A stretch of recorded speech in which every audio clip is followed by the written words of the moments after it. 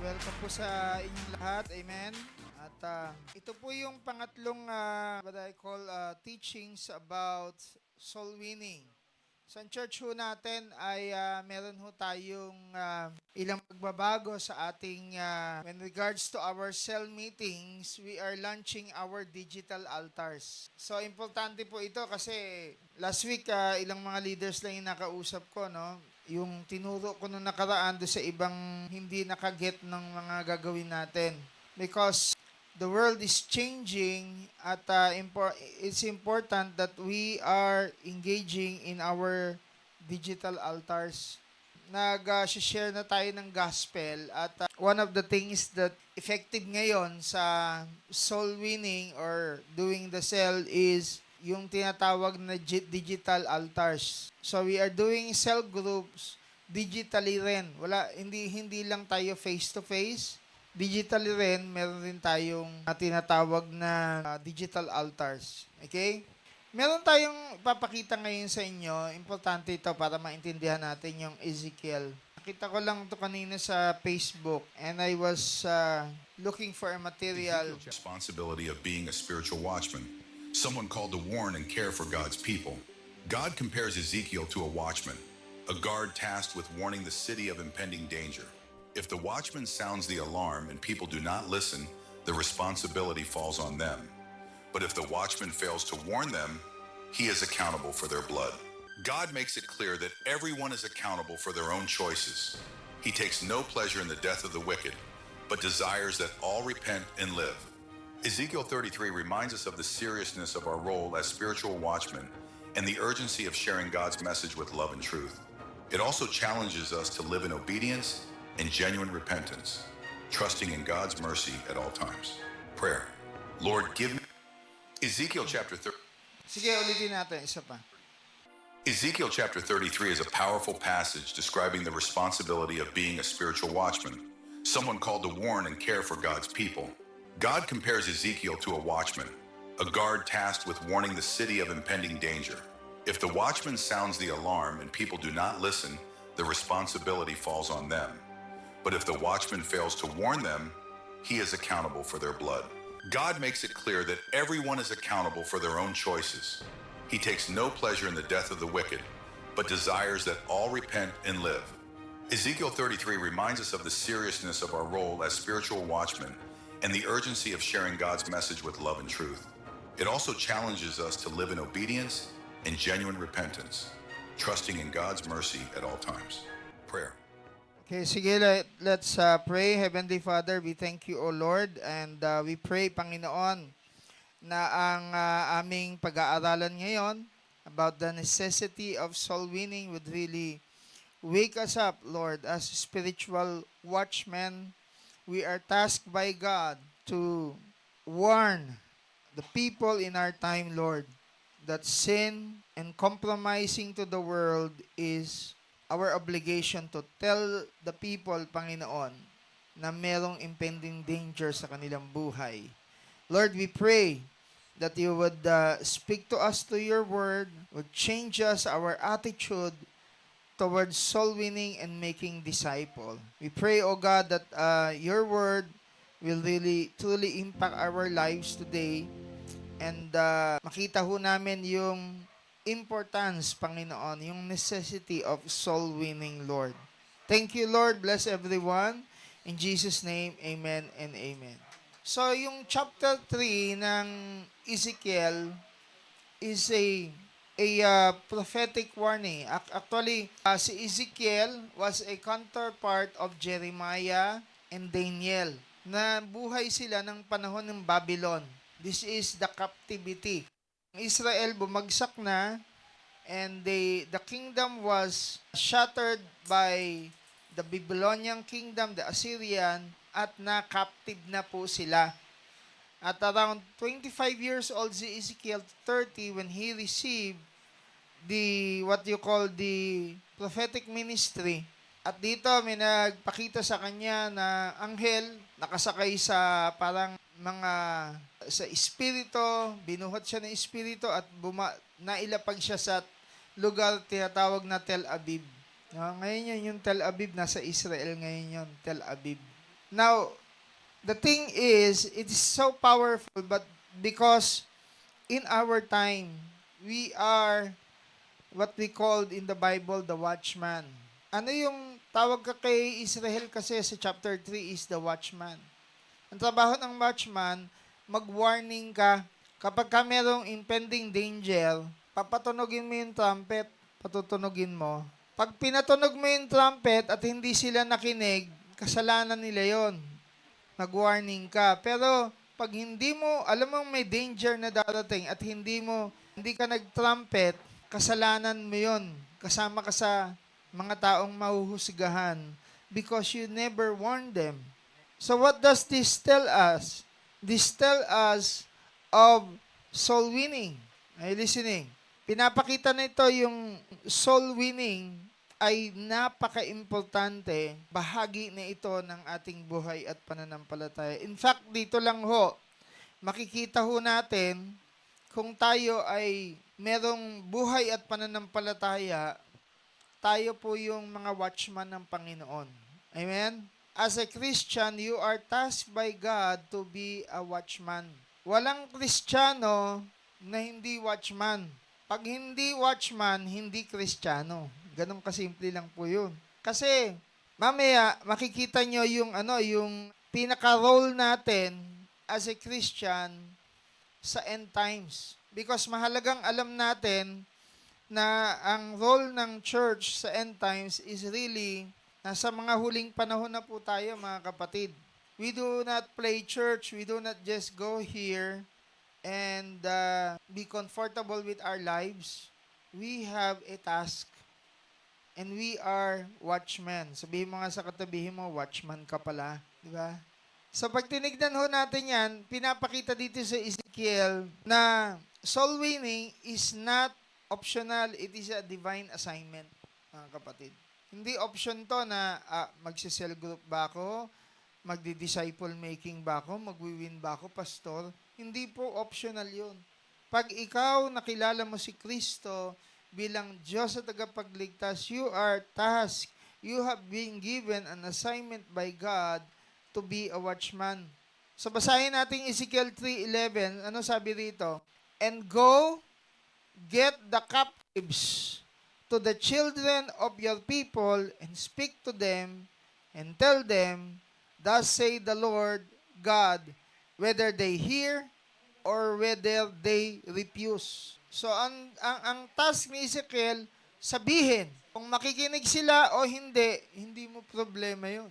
This is the task of a soul winner, of a disciple maker. Hey, listening. Kaya pagka, as a Christian, nare-realize natin na ito po yung pinaka-heartbeat ng Panginoon. Na makikita natin na central sa Scripture that God is for the salvation of the souls. Kaya sa center po talaga ng gospel, nandyan ho yung go therefore and make disciples of all nations, baptizing them in the name of the Father, the Son, and the Holy Spirit, teaching them to obey. If you teach them and they did not listen, hindi na sa iyo yun. If you share the good news to them at hindi sila nakinig, hindi na sa iyo yun. Hindi ho natin trabaho ang mag-convert. Kaya iba nahihirapan sa soul winning eh. Kasi pinipilit mong baguhin yung buhay ng tao eh. Di ba? Ano ibig sabihin ng repentance? Ano ibig sabihin ng repentance? Pagbabago ng puso at isip. So, tanong ko sa iyo, yung magbago ng puso at isip, trabaho mo ba yon? Hindi, pe-persuade ko sila. Sasabihin ko sa iyo ito. Pero yung decision making, sa kanya yon. Hindi sa akin yon. Kasi repentance ang tawag po doon. Kung magre-repent kaya pagdating sa repentance, we can lead them to prayer of repentance, pero the decision is them. Kung susunod o hindi yon. Kaya kung magaling kang soul winner, nababasa mo na kung accept niya yung message mo. Merong first step, sineshare natin. Di ba? In-invite natin. Hype lang. Spiritual hype. Sarap pala sa grupo na yan. Gusto ko nang kasama kayo. Barkada ko na kayo, ha? May pagkain, eh. Eto na. Pasunuran na. O, ikaw ang hugas ng pinggan, ha? Ikaw naman libre ngayon. Naubos na ako, eh. Ikaw naman mag-invite ngayon.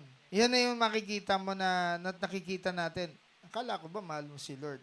Akala ko ba nakilala mo si Lord? Kasi kung mahal mo si Lord, gagawin mo yan. Di ba? Tama? So makikita natin that from the sacrifice of our Lord Jesus, empowerment of the Holy Spirit, God's agenda revolves around bringing men back to Himself. So, lahat ho yun kasama ho sa trabaho ng watchman, ng soul winner.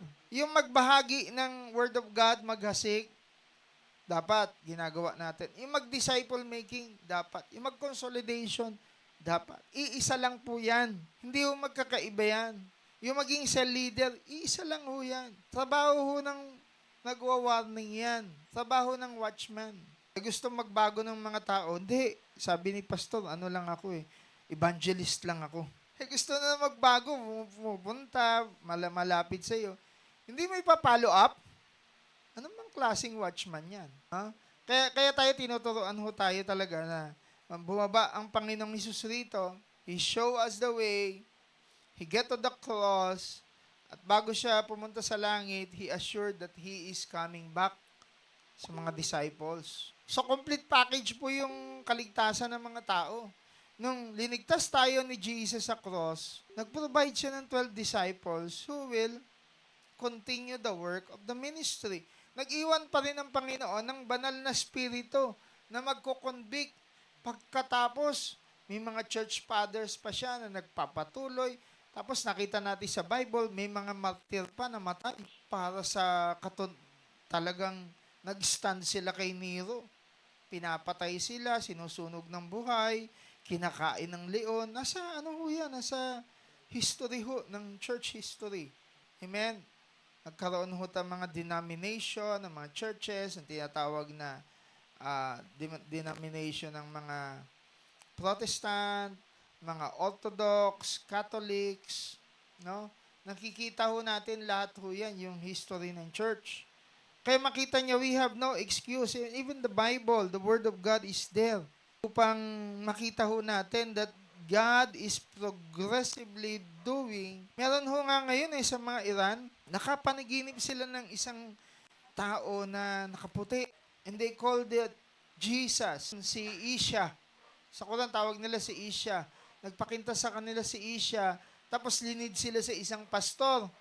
Tapos nakakilala sa Panginoon. It's happening in the Middle East. Hallelujah. Di ba? Di ba tayo namamangha sa mga ganon? God is in the business of soul winning. Kaya soul winning is a necessity. Isang malaking pangangailangan. Okay, so gusto kong doon tayo sa verse Ezekiel 3:1. Sabi ron, go. No, go get them to them and speak unto them whether they will hear or whether they will forbear. Go. It is a divine commission. Pag sinabing go, divine commission, ito ay utos, hindi suggestion. So, ang soul winning ay nagsisimula sa intentional movement. Meron akong exercise na ginagawa ngayon, yung pinapalakas ko ho yung aking mga glutes ang tawag nila doon Yung front na muscle mo, hindi mo pala nagagamit masyado yan. So, may exercise akong ginagawa, yung gaganon po ako. Nakaganyan lang. Nakataas yung heel, and then, uupo ka, ganyan. Gaganyan ka. Tapos tatayo ka na naman. Nakataas yung heel. Ginawa ko ng ilang beses. Sabi ko, grabe, ang sakit ng mga glutes muscle ko. Yung palang go, kailangan talaga intentional movement. If you want to grow your muscle, your body, it needs restraining. It needs movement. Hindi yung movement lang ng ng walang restraint. Para mag-grow ka talaga, kinakailangan may restraint. Para magtutubo yung muscle, mag-grow talaga kayo ngayon. So, ganun din po yung soul winning. This is a command and needs to be a movement. So, ano mangyayari niyan kung hindi naman tayo nagmo-move? Bawa, nagkakas ako. Alam nyo ba na pangatlong preaching ko na to about soul winning? Tapos, behind this, tinuturoan ko yung mga leaders to do digital altars. So, hindi lang ako nagtuturo dito, nagtuturo rin ako ng digital. Tapos, tinuturoan ko rin yung mag-leaders. Binigyan ko kayo ng materials para sa 4 great questions. Tama, mali? Di ba? So, ibig sabihin, dapat marunong ka na, Wilson, mag-share ng gospel. One-on-one level. Pagkatapos, tuturuan ko pa kayo ng digital altars, paano mag-connect sa mga tao to digital altars, sa cell altars natin. So, ibig sabihin, dapat may movement, mga kapatid. Hindi sinabing wait. Sabi, go. Sino mahilig sa wait? Wait. Liga na. Simula na. Wait. Awit. Sabi ni James, awit. Sabi ng Lord, go. We need to go. May isang ako na nabasa, sabi niya, magaling na financial coach. Sabi niya, maraming mga tao, puro nangangarap sila. Bibili ng bahay, bibili ng kotse, bibili ng Sabi niya, 50 years from now, wala na yung bahay mo. Wala na yung kotse mo, bulok na yan, bulok na yung bahay mo. Yung baka nga mga pati anak mo, isang generation nyo, mawala na 50 years. Kung may kondo ka, after 50 years, alam niyo ba yung kondo, ginigiba na yon? Yung isang kondo, pag may kondo ka ngayon, 50 years lang yung giba na yon. Papalitan na uli ng panibago yon. Ganon din ang mga kotse. Ngayon, ang daming mga kotse na papalitan na ngayon. From combustible, nagiging EV na. Electric vehicle. Binuksan yung auto, ganyan. Sayo, walang makina. Grabe, walang makina yung auto. Umaandar. So, bilis ng technology. Ibig sabihin nun, within 50 years, mawawala na yung mga tao, napalitan na yung mga tao sa Pilipinas. Saan ngayon yung pinagpaguran mong edukasyon? Saan ngayon yung pinagpaguran mong bahay? Pinagpaguran mong kotse? Asa na ngayon yun? Abo na lahat yun. Ano na matitira? Yung mga ginawa mo na matatandaan ng mga tao. People will remember. So, dito nakita ko na yung Divine Commission, ito yung mananatili. Alam niyo bakit mananatili? Halimbawa, ako, nawala na po ako. Naiwan ko yung mga disciple ko. Tapos, nagpatuloy. Halimbawa, si Marvin, nagpatuloy si Marvin. Yung anak ni Marvin, nagpatuloy sila, naging Christian family sila. Because what we have done, in the sense of Divine Commission, may naiwan ho tayong legacy. Amen? Kaya importante po itong mga ginagawa ito. Mas importante pa ho sa bahay nyo. Mas importante pa ho sa kotse to. Yung bahay ho, career, kotse, mga ho yan, mga pangsamantalang pangailangan ho natin na mimit. Nabubuhay ho tayo sa Panginoon. Kaya dapat meron tayong go. May divine commission tayo, mga kapatid.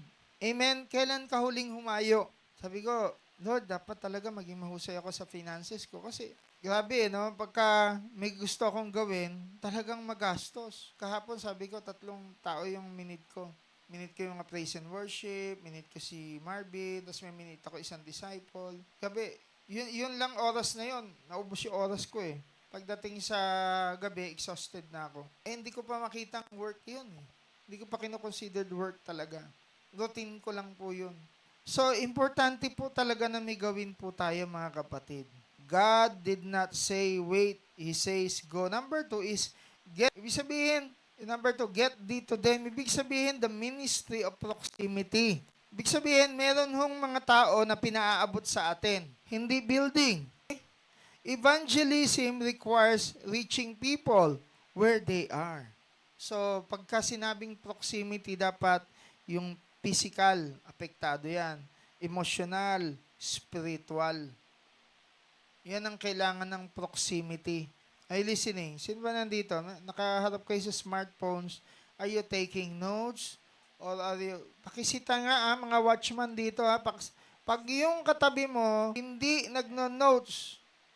Watchman, sabihan mo sila, oy, makinig ka. Sabihin mo. Kasi sayang yung message Watchman sabihan nyo sila, na, kasi ako, hindi pastor, nag-ano lang ako. Nagno-notes ako.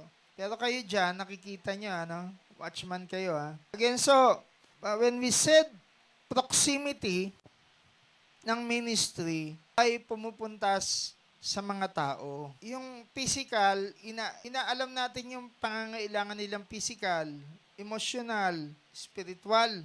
Amen? Body, soul, spirit yan. Sa cell group ka, wala ka man lang pagkain. Di ba? Eh, alam mo na nagugutom. Hindi ka ng tinapay sa bakery. O, eto. Tibla tayo juice. Basta na-address yung physical. Tapos emotional. Mag-share ka ng spiritual. May problema pala to. Di tulungan mo muna sa problema. Di ba? Yun muna pag-usapan niya, problema niya para masosolve. Ay, yung nanay pala nito nasa ospital. E di tayo. Sige, tulong kami sa sa gamot. Hindi ako makakapunta ako, wala akong pera, pero tulong ako sa sa pagbabantay. Diba? Needs. Meron ring spiritual. Pag ikaw pumunta sa proximity, tandaan mo, ready ka doon sa tatlo. Get thee to them. Amen. May natutunan? May natututunan kayo? Kasi cell leader ka, pagkatapos magwi-win soul making disciple ka, emotional ang problema ng tao. Hindi pwede puro word of God dala mo dyan. Diba? Na kailangan, alam rin natin abutin yung mga emotional needs ng mga tao. Pakinggan niyo muna. Baka kailangan lang, usually yung mga taong emotional, pakinggan niya lang yan. Kaya lang be ready kasi tatapunan ka niyan. Maraming toxic talaga yan, tatapunan ka niyan. Yung na kailangan, ikaw mismo, ready ka. No? And then, pray for them, ganyan. Saka na yung spiritual. Number 3, speak unto them. Dapat, pagdating dito tawag dito yung gospel, tawag doon? Yung language sa gospel fluent tayo, sabi ni Bishop. Dapat alam natin ang salita ng Diyos. Romans 10:14, sabi, gospel must be spoken, silence is disobedience in the kingdom. Ibig sabihin nito, alam mo na nabubuhay sa kasalanan yung tao. Paano ba kayo magsalita doon sa tao? Halimbawa, alam ko nabubuhay siya sa kasalanan. Alam ko nagli-live-in sila. Diba? I-judge mo, masama yan, ganito, ganyan. Hindi mo pwedeng sabihin yon. Okay? So, ganito pagsasabi nun. Okay. Alam ko na yung lifestyle niya. I don't want to speak about his lifestyle. I want to introduce him to a friend that we have in Jesus. Diba? So, sasabihin ko sa kanya yung si Jesus. Ngayon tayong kaibigan. Nagkakaproblema siya sa relationship niya doon sa tao. Tama, mali?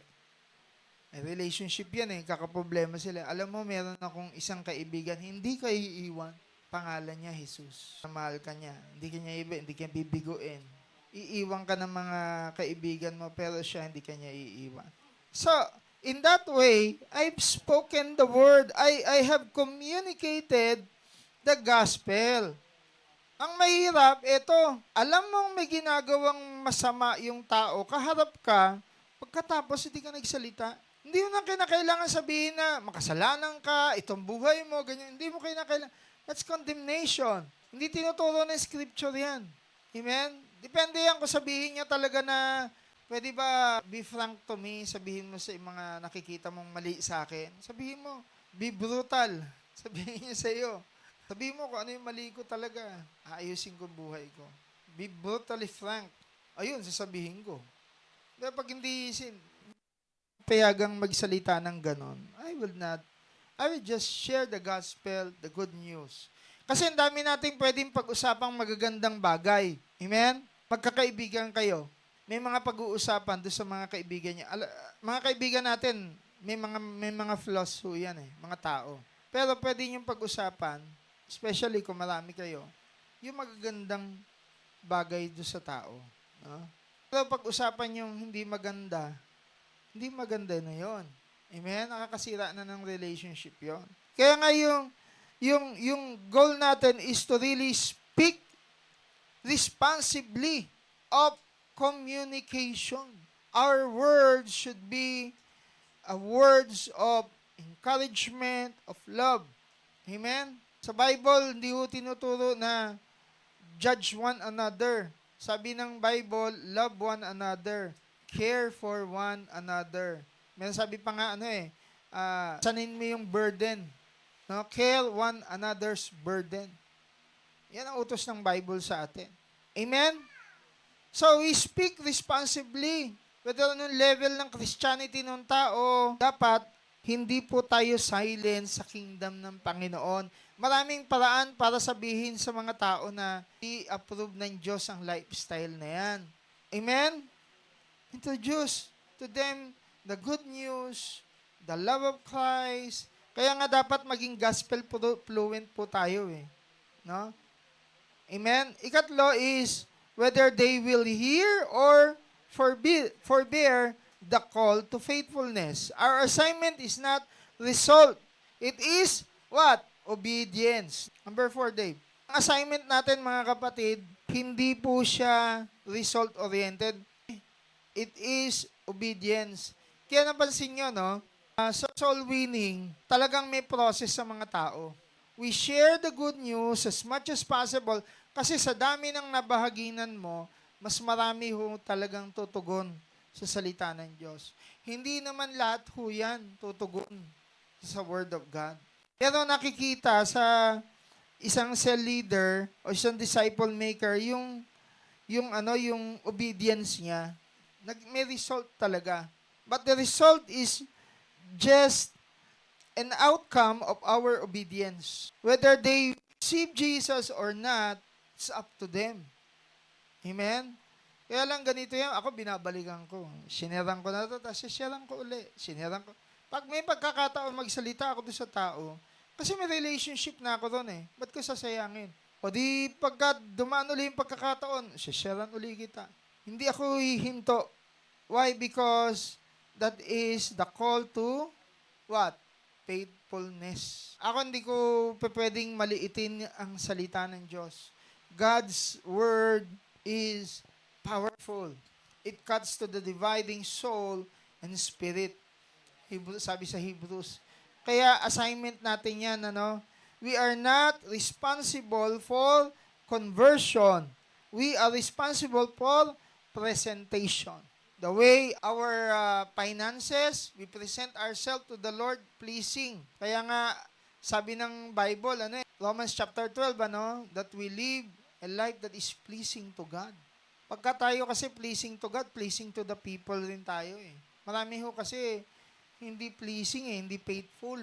Kaya yung call to faithfulness, assignment po natin yan. Maraming mga tao na nakakakilala sa Panginoon kasi hindi dahil sa mahusay siya mag-share ng gospel, kung hindi dahil faithful po siya sa kanyang finances, sa kanyang buhay, sa kanyang pakikipagkapwa-tao. Napakahusay, napakagaling, napaka-faithful.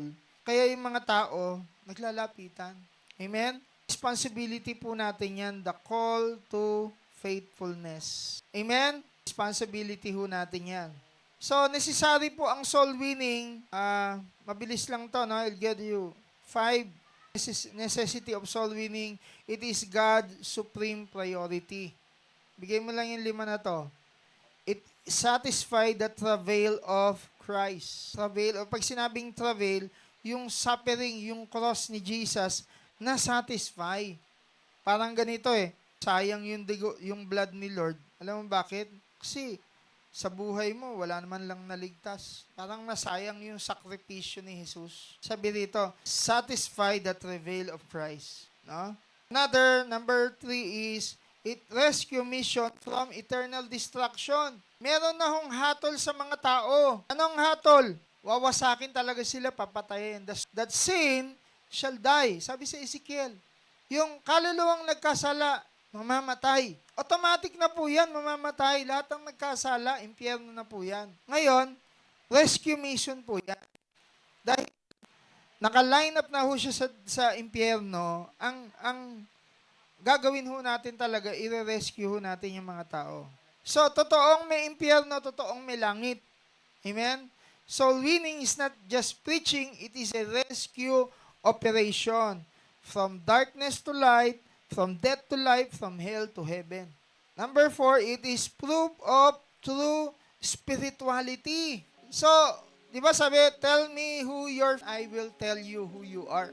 If you are really a spiritual person, a friend of Jesus, sabi ni Jesus kay Pedro, Feed my lambs. Diba, sabi niya, Pedro, mahal mo ba ako? Opo, Lord, mahal kita. Feed my lambs. 3 beses. Mahal mo ba ako, Pedro? Mahal mo ba ako, Pedro? Kasi po, ang tunay na nagmamahal sa Diyos, yung may pakialam po sa mga kaluluwa. Ito, ulitin ko ha, ito ang heartbeat ng Panginoon. Hindi mo pwedeng sabihin na mahal mo sa Lord tapos i-ignorein mo yung mahalaga sa Kanya. Siyempre, dapat strategic naman ho tayo kung kumilos eh. Hindi ako nagpipreach basta-basta kung saan-saan. Nag-i-invite ho kami, dinadala namin rito. We share the good news. Pag nagka-budget ho kami, talagang darating yan, may pagkain na rin ho tayo rito.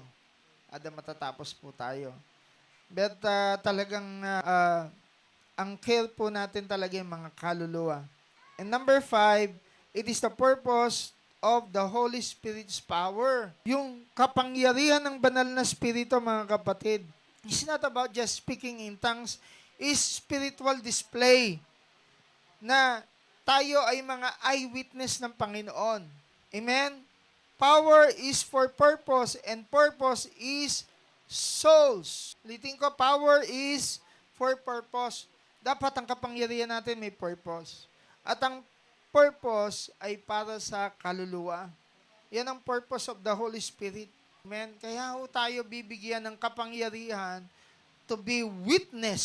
Si Charis, kanina testimony niya, may struggle na pala siya. Pero siya dahil nandun siya, nakababad siya sa spiritual realm, nagpe-pray weekly rito, na gagawa niya pa rin yung purpose niya, kahit may struggle. Pero kung wala kang banal na espiritu, wala na. Baka ikaw mismo yung personal struggle mo, ayoko na. Amen? Kaya importante yung yung kapangyarihan no? Mula sa banal na espiritu. It is our purpose. So dapat gawin natin, lifestyle ang soul winning, mga kapatid. Dapat hindi lang to event sa church, it is a lifestyle. It is also, refuse to let Christ's sacrifice be in vain. Huwag natin sayangin ang banal na dugo ng Panginoong Hesus. Amen? Speak to someone about Jesus. Amen? Kaya ho tayo merong digital altar, meron ho tayong for great question, para gawin ho natin ito, makipag-usap talaga tayo about Jesus. Pray for baptism of soul-winning passion. Alam niya yung passion of soul-winning is caught for God. Ulitin ko ha, caught, pag sinabing caught, hawak ko na eh. So halimbawa, nahawakan ako ng soul winning. Ibig sabihin, hindi ko hawak ang soul winning, hawak ako ng soul winning. I was caught. Para si Ezekiel, he was caught by the Spirit. Magwa-warning siya ng magwa-warning, kaya nga nag-warning siya eh. Saan siya nag-preach? Alam mo kung saan nag-preach si Ezekiel? The valley of the dry bones. Sa sementeryo. Tapos nag-preach siya. Nabuo yung kalansay. Nakakatakot no? Tapos yung kalansay, kalaman. Mamaya, hiningihan ng Lord yung mga kalansay, nagkabuhay. Sumisigaw na. Nabuhay na. Ibig sabihin, the same thing, when we do soul winning, it baptizes us with the passion, we are caught from God. Amen? Ewan ko, what caught us? Nakot ba kayo ng bagong telenovela? Nakot ba kayo ng bagong series ng Netflix? Nakot ba kayo ng bagong sinusundan yung laro sa Mobile Legend? Diba? Are you caught with that? Or your passion is soul winning? Amen? Nakot ba kayo ng mga Lazada, ng Shopee? Nakot ba kayo ng mga bagong modelo ng motor? Sasakyan na EV? Diba? O nakot ka ng anong kot-kotin? Diba? Kasi importante we are caught no? From God. Mga kapatid, seryoso po ang soul winning. And when I say soul winning, ikaw yung magso-soul winning, ikaw yung magko-consolidate, ikaw rin ang magdi-disciple. Ang goal natin is holistic to really bring people into the knowledge of the kingdom of God, into the knowledge of our Lord Jesus Christ.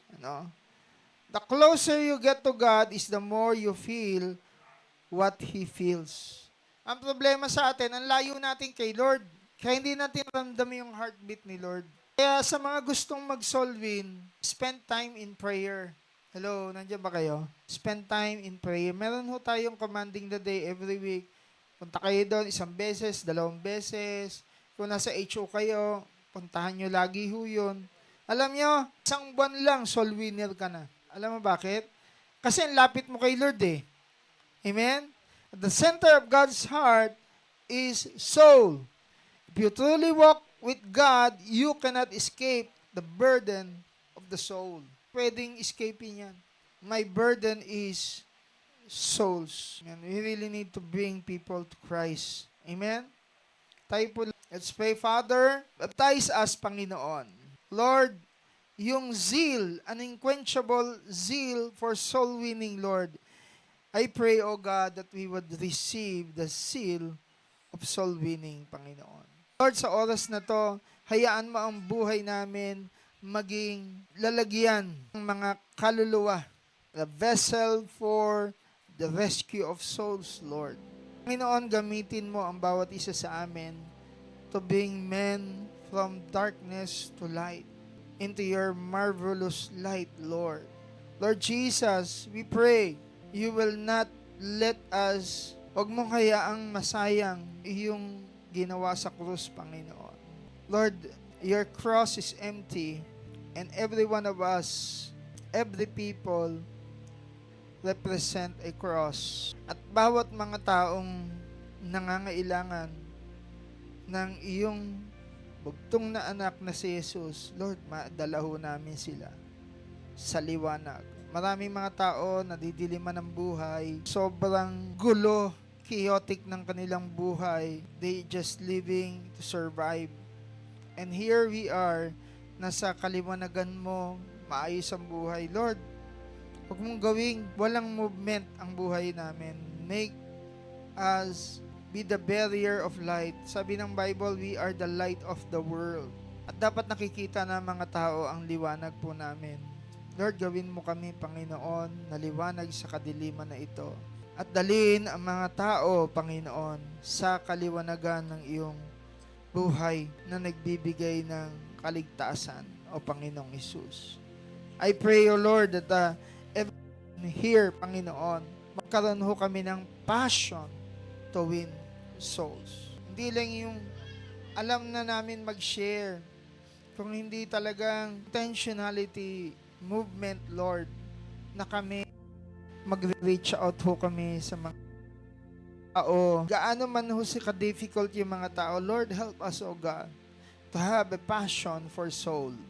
Lord, ignite the fire today, Lord, that we may receive the fire that is from your throne, from the Holy Spirit, that we will make a difference in our lives. Mawawala yung aming pinagpagurang hanap buhay. Lilipas ang aming mga kakayanan, lilipas ang aming mga naimpundar na, pero iiwan ho namin, Lord. We want to leave a legacy, O God. People who truly knew Christ. At Lord, pag sinalubong mo kami, Panginoon, marinig ho namin yung mga magagandang salita, welcome, good, and faithful servant. Lord, nananabik ho kami, Panginoon. We are in awe and excitement, Lord, na gawin ho ito, Panginoon. Yung aming digital altar, yung aming 4 great questions, Lord, na gagawin upang madala ang mga tao sa repentance, pagbabago ng puso at isip, at makilala ang aming Diyos na tagapagligtas na si Jesus. Lord, we thank you, O God. We pray, Lord, that every leader in this place would really take time to look and check. We are watchmen. Sabi ng Panginoon, if you warn people, their blood will not be on your head. But if you neglect to warn them, their blood will be on your head. That's what the Bible said. We have a great obligation to the gospel of Jesus. Church that is our obligation. That this church will be soul winners and disciple makers. Help us, Lord, to fulfill your mandate. And thank you, O God, for sharing this great opportunity to every one of us. Lord, thank you. We declare this prophetic word to everyone in Jesus' name. Amen and amen.